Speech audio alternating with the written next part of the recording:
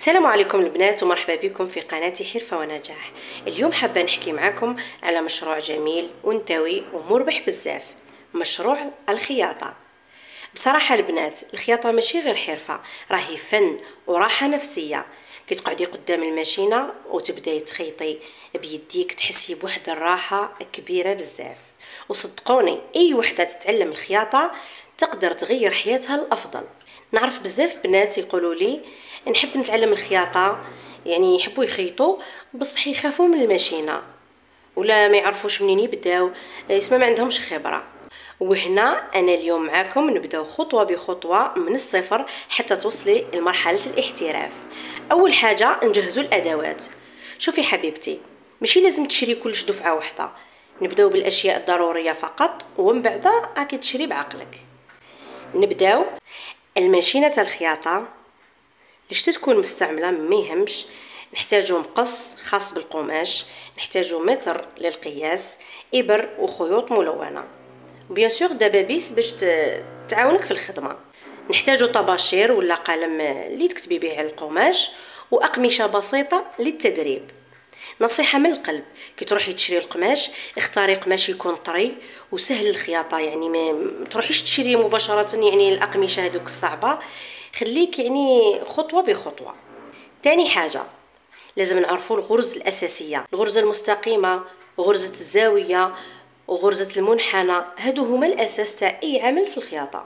كي تقعدي تدربي حاولي تخططي خطوط بالقلم فوق القماش وخيطي فوقهم بشويه برك، ما تزربيش، راكي غير تمرني ماشي في مسابقه. المره الاولى ممكن يخرج الخط معوج، الثانيه يتحسن، والثالثه تباني محترفه باذن الله. وما تنسايش الصبر مفتاح النجاح. الخياطه تتعلميها بالتكرار والمداومه ماشي من اول مره. المرحله الثالثه اول تطبيق عملي، واش نديرو؟ نبداو بخياطه يعني حاجه بسيطه وسهله، كما مثلا منديل صغير ولا كيس قماشي. نقيسو القماش، نقصوه، نثبتوه بالدبابيس ونخيطوه خطوه بخطوه. وما يهمش النتيجه في البدايه، المهم التجربه. كي تكملي القطعه تاعك شوفيها بعينك، حتى ويكونوا فيها يعني ديفوهات افرحي بها لانك خدمتيها بيديك، وهذه هي البدايه الحقيقيه تاع الحرفه.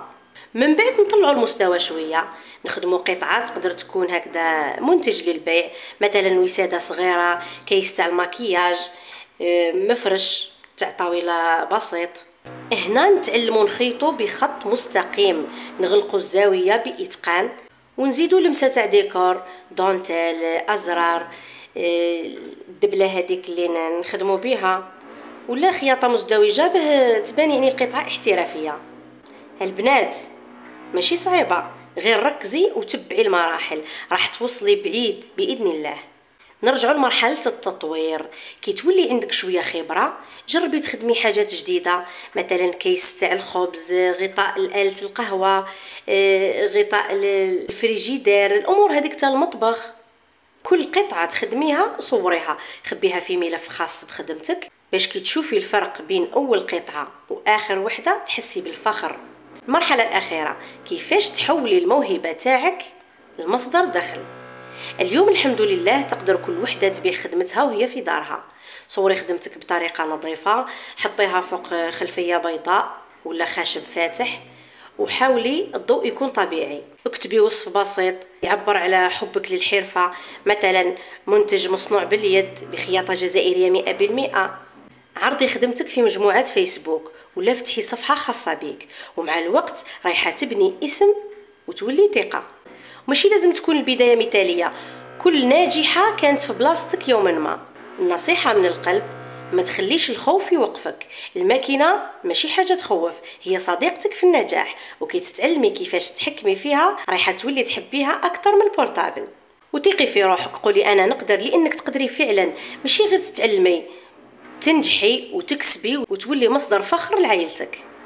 وانا معكم البنات خطوه بخطوه، نعلموا بعضنا، نتشاركوا النصائح ونكبروا مع بعضنا في هذا المجال. ما تنساوش ديروا لايك واشتراك في القناه وفعلوا الجرس باش يوصلكم باقي المشاريع، وشاركوا الفيديو مع البنات اللي يحبوا يتعلموا الخياطه باش نكبروا كعائله واحده. ربي يوفقكم في كل غرزه وفي كل خطوه، وتفكروا دايما حرفه ونجاح، نخيطوا احلامنا غرزه بغرزه. كان هذا فيديو خفيف ظريف عليكم، نتمنى يعجبكم. جام وسلام.